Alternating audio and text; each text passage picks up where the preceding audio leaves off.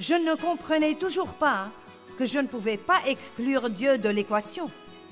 Et donc, Dieu vous laissera essayer jusqu'à ce que vous soyez complètement épuisé et que finalement, vous disiez: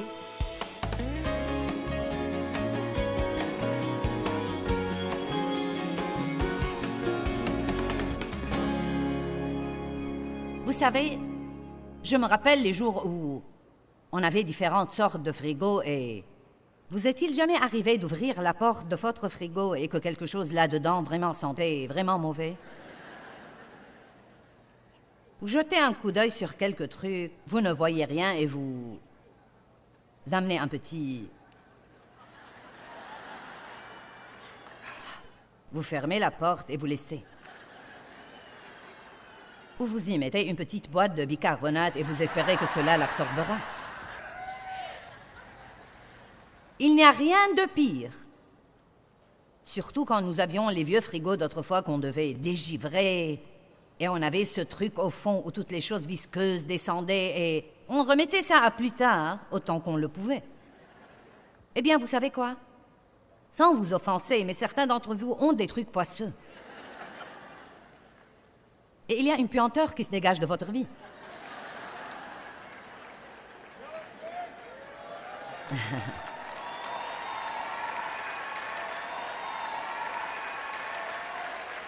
Et vous avez même dit « ma vie pue ».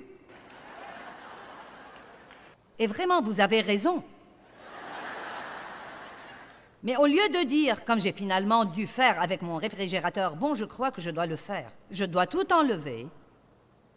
Enlever les tiroirs des végétaux, enlever les tiroirs de la viande, décongeler tous les trucs dans le congélateur, descendre vers ce plateau, retirer ce truc dégoûtant de là, et découvrir finalement ce qui pue.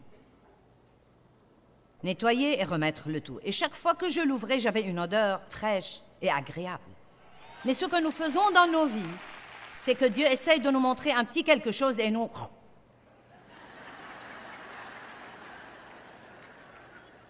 Joyce, tu as une mauvaise attitude. Le Saint-Esprit m'a montré... Eh bien, j'ai été abusée.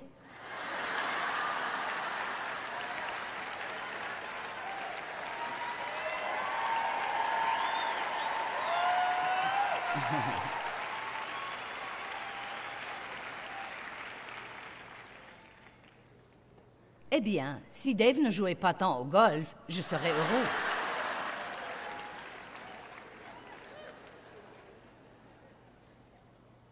S'il me parlait davantage. Et s'il était un peu plus agressif, je n'aurais pas eu à tout faire. Vous savez ce qu'il m'a dit un jour? Remercie Dieu parce que je suis comme ça.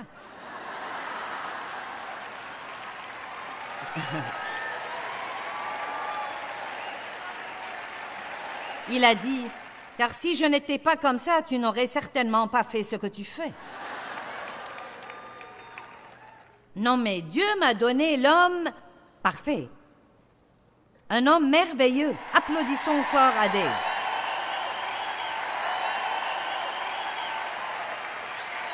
Amen.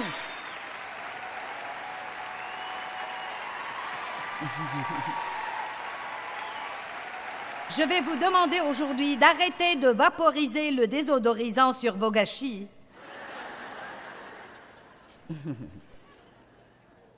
Et de dire, bien Dieu, démontons ce truc et regardons de plus près ce qui se passe vraiment. Ce que nous devons faire, c'est de demander à Dieu, pourquoi suis-je coléreux?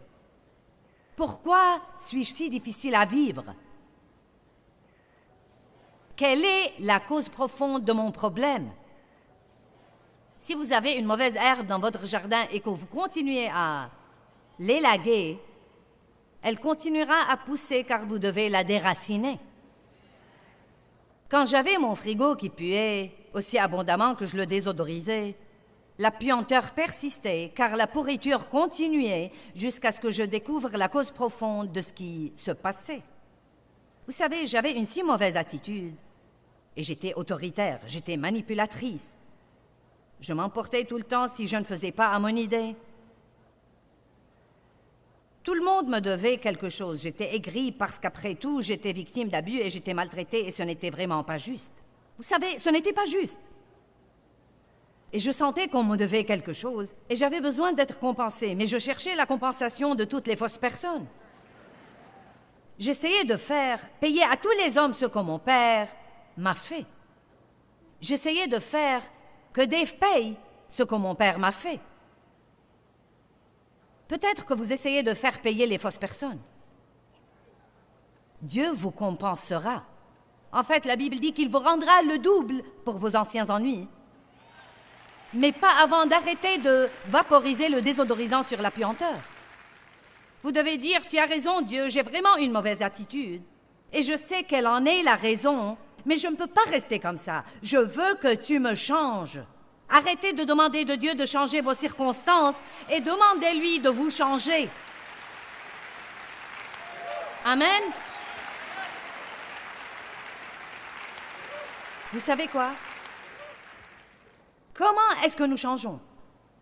En essayant, en luttant, en étant frustrés, en faisant de gros efforts, en résistant au péché, en essayant encore, en nous haïssant nous-mêmes, nous décourageant, culpabilisant. Je suis arrivée à un point où je ne me sentais pas bien si je ne me sentais pas mal. C'était devenu ma nouvelle religion, me haïr pour tout ce que je faisais de mauvais. Et à dire vrai, quand j'ai étudié la parole, je me suis détestée plus que je ne le faisais avant de commencer à l'étudier. Car avant de commencer à avoir une certaine vérité, je croyais que tous les autres avaient un problème, certainement pas moi. Ensuite, j'ai commencé à lire la parole et j'ai découvert que j'avais un problème. Mais j'ai fait l'erreur classique, j'ai essayé de changer. Maintenant, restez avec moi. Ne vous avisez pas de quitter ici pour rentrer chez vous et essayer de changer. Vous dites, eh bien, que veux-tu que je fasse alors? La première chose que je veux que vous fassiez, c'est de vous repentir parfaitement et complètement. Avouez votre péché, confessez votre péché. Il est fidèle et juste pour nous pardonner tous nos péchés et pour nous purifier continuellement de toute notre iniquité. Faites face à la vérité, repentez-vous, soyez prêts à changer. Demandez à Dieu de vous changer. Sans lui, vous ne pouvez rien faire, vous ne pouvez pas vous changer. Seul Dieu peut vous changer, mais il ne vous changera pas jusqu'à ce que vous fassiez face à la vérité, que vous vous repentiez et que vous vous humiliez complètement et totalement et que vous vous appuyez sur lui. Nous sommes sauvés par la grâce et nous devons apprendre à vivre de la même façon. Et la grâce et la puissance du Saint-Esprit pour faire que se produise dans nos vies quelque chose que nous ne pouvons pas faire. Qu'est-ce que la grâce? Éphésiens 2, 8, 9 dit que nous sommes sauvés par la grâce, la miséricorde imméritée de Dieu à nous les pécheurs. Mais c'est la puissance aussi. C'était la puissance qui a ressuscité Jésus d'entre les morts. Si le même esprit qui a ressuscité Jésus demeure en nous, il nous ravivera et nous donnera la puissance. Dieu vous changera, mais vous devez aller à lui. C'est pourquoi je dis aux gens, prenez toutes les notes que vous avez de ces conférences. La chose la plus importante que vous devez faire quand vous rentrez, c'est de faire votre réunion privée avec Dieu. Je veux que vous alliez faire une réunion privée avec Dieu, car je peux vous aider jusque-là. Il doit vous aider tout le reste du chemin. Je peux vous enseigner la vérité, mais je ne peux pas vous changer. Donc maintenant, prenez vos notes, allez et dites, oh bon Dieu,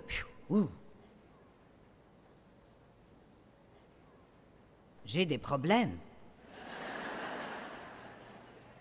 Et vous pouvez même laisser Dieu vous montrer sur quel plan il veut que vous coopériez avec lui d'abord. Quel est, à votre avis, le plus grand aspect dans votre vie, la chose numéro 1 que vous devez aborder? Ensuite, travaillez avec Dieu là-dessus pour une période de temps. Vous dites, comment est-ce qu'on travaille avec Dieu? D'abord, étudiez sur ce plan. Si vous avez un mauvais caractère, étudier la prospérité ne vous aidera pas. Bonjour.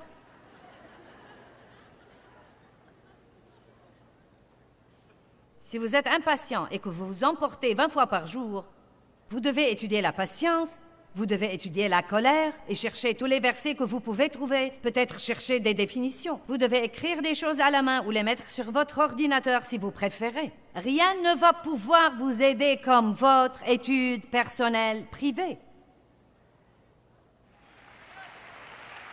Et je crois que c'est le chaînon manquant pour beaucoup de gens. Vous pouvez arriver jusque-là, mais pas plus loin électroniquement. Peut-être que nous vivons dans l'ère électronique, mais Dieu n'est pas électronique. Vous ne pouvez pas télécharger la victoire.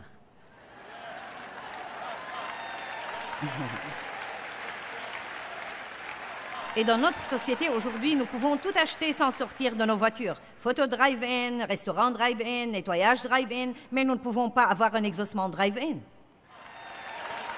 Il va falloir garer quelque part. Allez, et restez calme assez longtemps pour dire « Dieu, montre-moi la vérité ». Je me rappelle un jour où je priais pour Dave. J'étudiais un peu de la parole et maintenant je savais vraiment quels étaient les problèmes de Dave.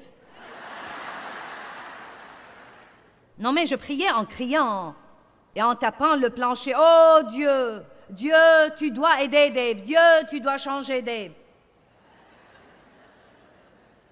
Je voulais être heureuse et j'ai cru que je serais heureuse si Dave changeait. J'étais tellement éprise de cette prière que je ne voulais même pas écouter Dieu. Avez-vous jamais été si épris de votre prière que vous ne vouliez même pas écouter Dieu?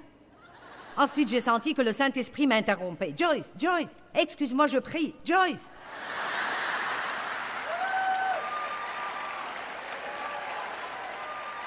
Ah, tu dois changer Dave! Ah, tu dois le libérer! Non, mais aussi clairement que je vous parle ici maintenant, le Saint-Esprit a chuchoté dans mon cœur. Dave n'est pas le problème.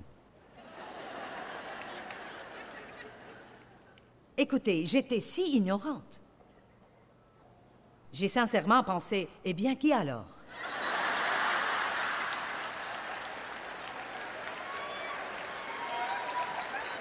Non, mais franchement, je ne pouvais même pas m'imaginer que ce pourrait être moi. Et pendant les 3 jours suivants, Dieu m'a dévoilé et m'a révélé ce que c'était que de vivre à la maison avec moi. J'ai pleuré pendant 3 jours. J'avais si honte de moi et j'étais si désolée. Mais même à cette époque, je ne savais pas quelle était la cause profonde du problème. J'étais désolée. Mais j'ai continué à faire la même chose encore et encore, car bien que je sois désolée et que j'essayais de changer, je ne comprenais toujours pas que je ne pouvais pas exclure Dieu de l'équation. Et donc, Dieu vous laissera essayer jusqu'à ce que vous soyez complètement épuisés et que finalement, vous disiez, « Dieu, si je ne vais jamais changer, il va falloir que tu me changes parce que je ne peux pas faire ça. » Et c'est le moment magique où le Saint-Esprit dit « Enfin, enfin le cirque est fini et je peux me mettre au travail. » Et vous savez, parfois Dieu ne vous change pas aussi vite que vous voudrez. Parfois vous pensez « Est-ce que je vais jamais surmonter ceci ?» Mais vous savez quoi? J'ai lu ça de quelqu'un qui était un grand homme de Dieu. Et il dit, oh, c'était une femme, Madame Guillon, et elle dit, même chez les meilleurs saints de Dieu, Dieu laisse souvent des faiblesses pour les garder dépendants de lui.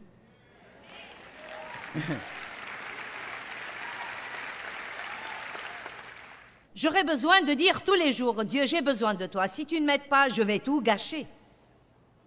Tous les jours. Et puis, ta puissance s'accomplit dans notre faiblesse. Il vient combler ces faiblesses.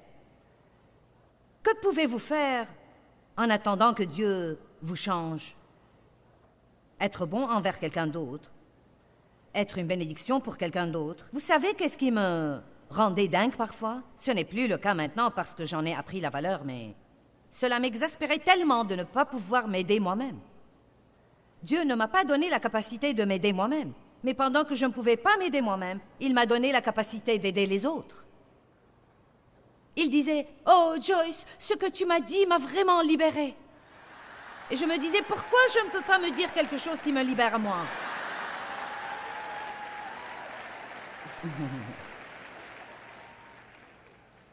Car vous voyez, Dieu ne veut pas que je me libère moi-même. Il veut que je vous aide et ensuite, comme je vous aide, la moisson qui en viendra dans ma vie, c'est qu'il m'aidera.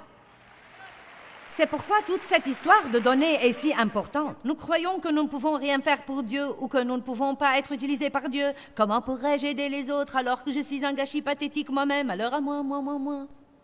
Je me hais, je suis si mauvais. Vous savez quelque chose, quand Dieu m'a d'abord appelé à enseigner, c'était carrément hystérique. J'étais un tel gâchis, c'était pathétique. Mais j'avais le don d'enseignement. Et je m'asseyais dans ma salle de séjour en short court, aussi court que je pouvais en trouver. Je soufflais la fumée sur tout le monde en enseignant la Bible. Je sais que certains d'entre vous, vous êtes trop bigots pour le croire, mais croyez-moi. C'était ouin. Les gens venaient malgré les tempêtes de neige pour s'asseoir sur le plancher de ma salle de séjour. Ils faisaient face aux tempêtes de neige pour venir m'écouter enseigner. Dieu sait non seulement où vous en êtes, il sait où vous allez arriver.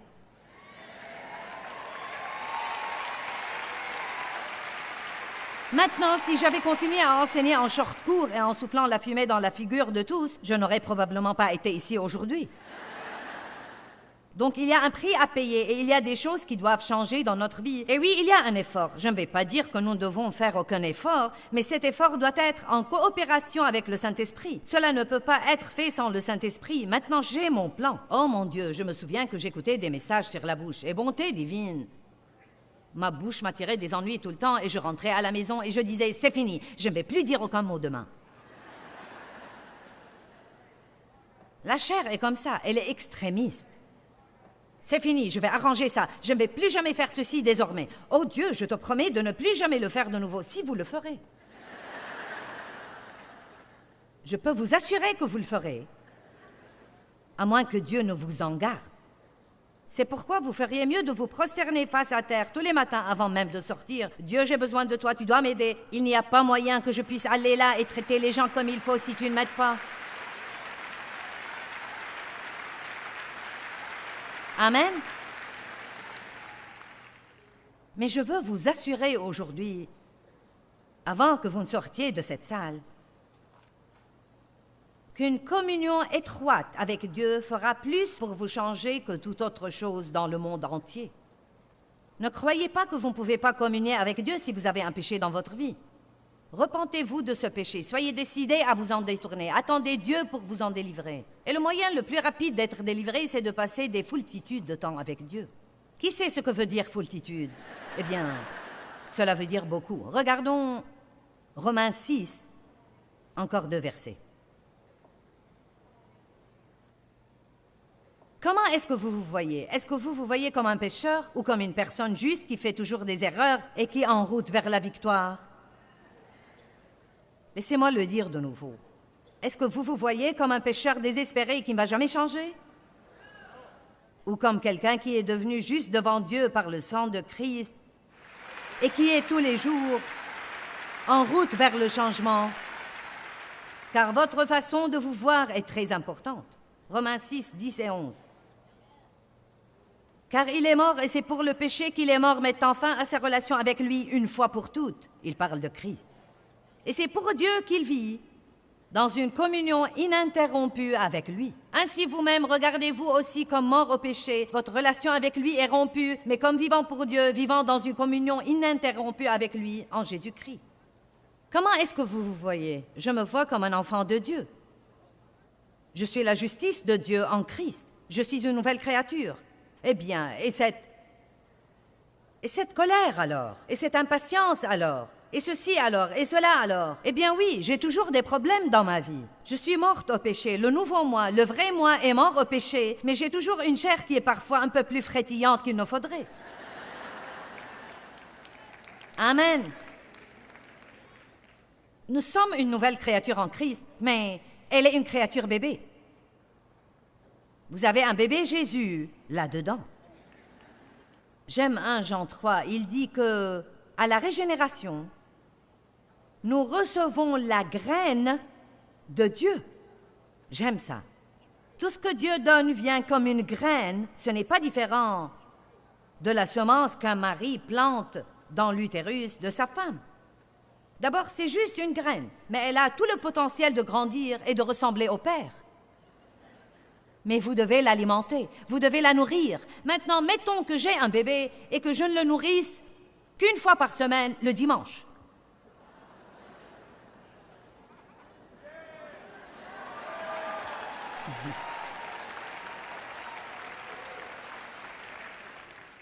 Il sera un bébé malade, un bébé faible. En fait, il pourrait même ne pas survivre. Mais vous nourrissez le bébé à tout bout de champ. Toutes les 2 heures, il veut manger. Allez, toi, petit doux bébé chrétien. Tous les combien tu manges la parole? Dieu a dit, mangez ma parole. Mangez ma chair, buvez mon sang, apprenez, grandissez, changez, voilà la vérité. Nourrissez-vous-en jour et nuit. Vous ne pouvez pas vivre sur un casse-croûte. Laissez-moi vous dire, les bénédictions de Dieu sont pour vous. Mais elles ne seront pas téléchargées comme si vous aviez un nouveau programme informatique auquel vous pouvez vous brancher. Télécharge une bénédiction.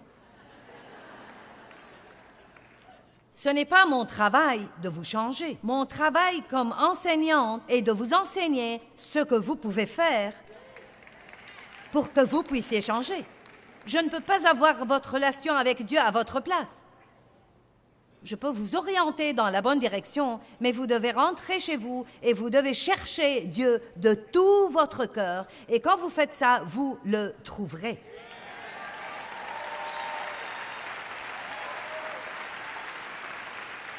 Et oh, chaque jour sera passionnant parce que vous vous lèverez avec un but, vous vivrez dans une communion ininterrompue avec Dieu, et cela vous changera plus que toute autre chose. Galates 2, 20.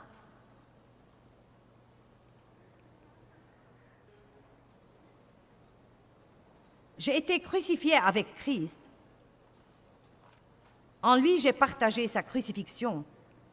Ce n'est plus moi qui vis, mais c'est Christ qui vit en moi. Et la vie que je vis maintenant dans la chair, je la vis dans la foi au Fils de Dieu qui m'a aimé. Vous devez connaître l'amour de Dieu et qui s'est livré lui-même pour moi.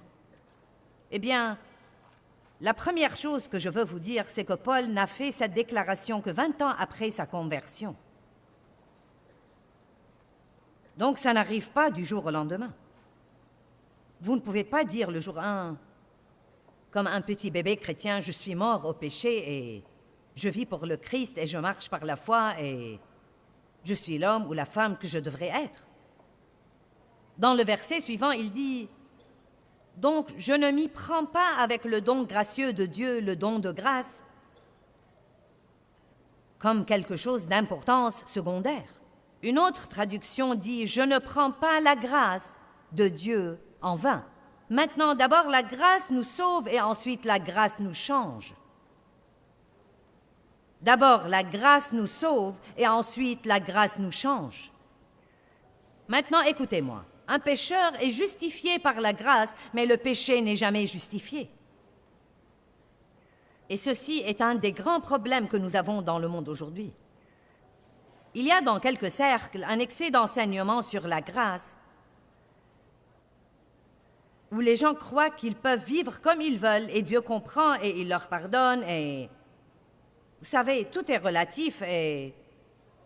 Il n'y a pas de vérité absolue et Dieu est cool et il comprend et il est un Dieu d'amour et il n'enverrait personne en enfer. Vous feriez mieux de relire la Bible.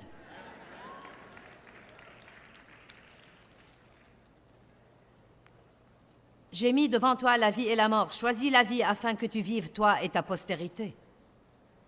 Lisez Deutéronome 28. Si tu fais les choses que je te dis de faire, que Dieu nous donne la capacité de faire, je te bénirai, te bénirai, te bénirai, te bénirai, te bénirai. Mais si tu ne les fais pas, tu auras des ennuis. Et vous savez, le Seigneur nous aime. Et je crois que Beaucoup de personnes qui seront au ciel n'ont jamais eu un jour de victoire ici dans cette vie. Ils n'ont jamais fait une chose qui profite à quelqu'un d'autre. Et c'est triste. Ne prenez pas la grâce de Dieu en vain. La grâce de Dieu nous sauve, mais la grâce de Dieu nous change aussi. Le péché ne peut jamais être justifié dans notre vie et nous justifions le péché. J'ai fait ceci parce que, j'ai fait ceci parce que, j'ai fait ceci parce que. Non, vous l'avez juste fait. Et il ne le fallait pas. Et nous y faisons face. Et nous nous en détournons. Et ensuite nous crions à Dieu, « Dieu, je ne peux pas me changer, mais tu peux me changer. » Et pendant que j'attends que tu me changes, je vais semer une bonne graine. Je vais croire en toi et je vais être une bénédiction à quelqu'un d'autre. Je ne veux pas rester éternellement comme ça, mais je ne peux pas me changer moi-même, donc maintenant je suis à toi. Je suis ton problème. Je ne suis pas mon problème, je suis ton problème. Tu me changes. Le psaume 32:1 dit « Bienheureux, heureux, chanceux et à envier, celui dont la transgression est continuellement pardonnée, dont l'offense est pardonnée et dont le péché est couvert. » Le moyen efficace de s'y prendre avec le péché, c'est de croire que le Christ vous a nettoyé de votre péché. C'est toujours le premier pas. Et ensuite, Dieu vous mènera pour vivre libre de la condamnation et aussi pour vaincre le péché. Vous savez, il y a beaucoup de batailles que nous livrons dans la vie, mais nous ne devons pas les livrer. Nous pouvons laisser Dieu combattre à notre place, car la bataille appartient vraiment au Seigneur.